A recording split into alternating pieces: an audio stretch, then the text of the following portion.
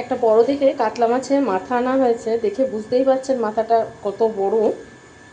এটা 1 কেজি 250 আছে ওজন।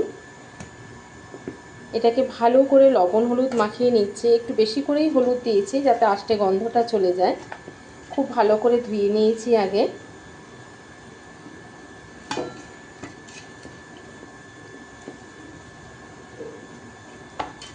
এটাকে আজকে করব আমি পুঁই শাক দিয়ে। দেখে বুঝতেই পাচ্ছেন কতটা বড় মাথাটা, বেশ অনেকটা ঘিলুও আছে এতে।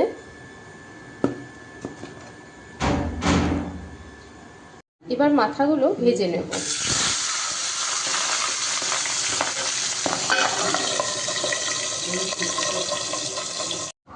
মাথাটা এতটাই বড় যে আমি ভাজবার সময় আপনাদের আর দেখাতে পারিনি। আমি কড়াইতে দিয়ে ঢাকনা দিয়ে ভেজেছি, সেটা দেখলেন আপনারা, কিন্তু আমি পুরো ভাজনাটা দেখাতে পারিনি কারণ তেল ছিটে আসছিল খুব। তো আমার মাথাটা ভাজা হয়ে গেছে। এবার ওই তেলেতেই আমি আরেকটু সর্ষের তেল দিয়েছি, কিছু ফোড়ন দেব। তেলটা আমার গরম হয়ে গেছে। এতে আমি 5 ফোড়ন দিয়েছি আর একটু শুকনো লঙ্কা ফোড়ন দেব 2টো। আর এখানে দেখুন রসুন আছে, বেশ অনেকটাই রসুন দিয়েছি। একটু ভাজা হয়ে যাবে, তারপর আমি পেঁয়াজগুলো দিয়ে একটু ভেজে নেব।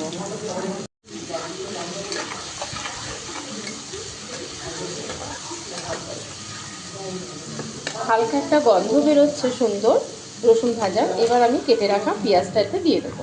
পেঁয়াজটা একটু লালচে করে ভেজে নেব।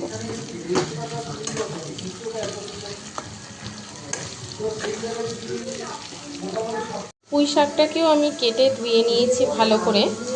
আর এখানে আলু আর কুমড়োটাকেও আমি এভাবে কেটে নিয়েছি। আপনারা আপনাদের মতন করে সবজি ব্যবহার করতে পারেন এতে। আমি শুধু আলু কুমড়ো আর পুঁই শাকটাকে কেটে মাছের মাথা দিয়ে রান্না করব।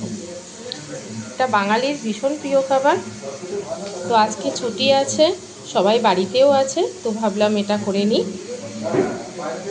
আর আমাদের বাড়িতে সবাই ভীষণ ভালোবাসে এটা খেতে। পেঁয়াজটা আরেকটু লালচে করে ভাজা হবে, তারপরে আমি কেটে রাখা আলু আর কুমড়োটা দেব। নুন হলুদ একটু লঙ্কার গুঁড়ো দেবো আর সামান্য একটু মিষ্টি দেবো। আপনারা অবশ্যই মশলাটা ব্যবহার করবেন একটু বুঝে। আমি আমার স্বাদ অনুযায়ী দিচ্ছি, আপনারা আপনাদের স্বাদ অনুযায়ী ব্যবহার করবেন। দেখুন পেঁয়াজটা আমার প্রায় হয়ে এসছে, আরেকটু হবে, আরেকটু লাল হবে, তারপরে আমি কেটে রাখা সবজিগুলো দেবো।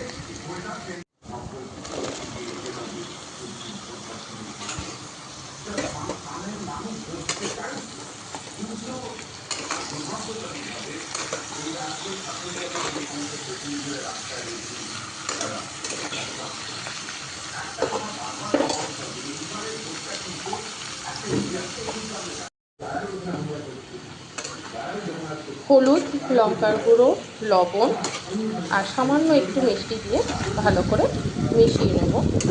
আলুটা আর কুমড়োটা একটু ভাজা ভাজা যখন হবে, তখন আমি কেটে রাখা পুঁই শাকটা এতে দেব।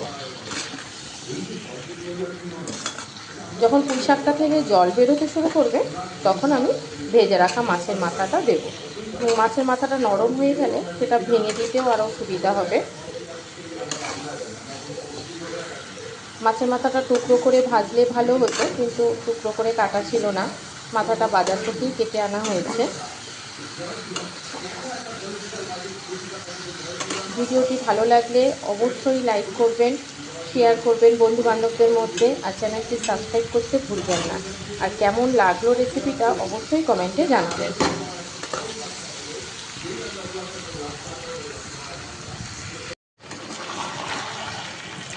আলু আর কুমড়োটা 80% মতন সেদ্ধ হয়ে গেছে। এবার আমি শাকটা এতে দিয়ে দেবো।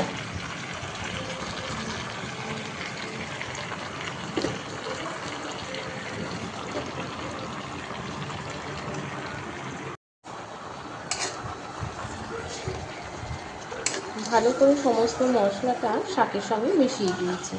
এবার বাদবাকি আলু আর কুমড়োটা শাকের যে জলটা বেরোবে তাতেই সেদ্ধ হয়ে যাবে। যখন শাকটা আরেকটু মজে আসবে, তখন আমি ভেজে রাখা মাথাটা এতে দিয়ে দেবো।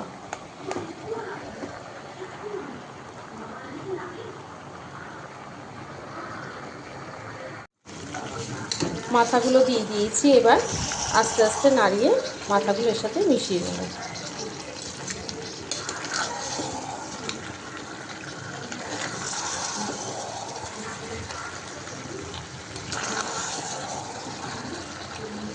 তরকারিটা থেকে তেল ছেড়ে এসছে, তার মানে আমার তরকারিটা হয়ে এসেছে। ডাঁটা আলু সবই নরম হয়ে গেছে।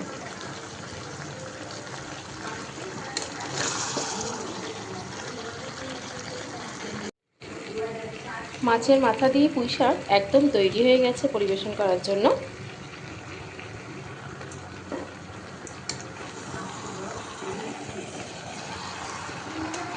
এবার আমি এটা নামিয়ে দেবো। কাঁটাটাও ভালো মিশে গেছে আর তেল ছেড়ে এসেছে তরকারি থেকে। তো রেসিপিটা কেমন লাগলো অবশ্যই কমেন্টে জানাবেন। আর চ্যানেলটিকে সাবস্ক্রাইব করতে ভুলবেন না।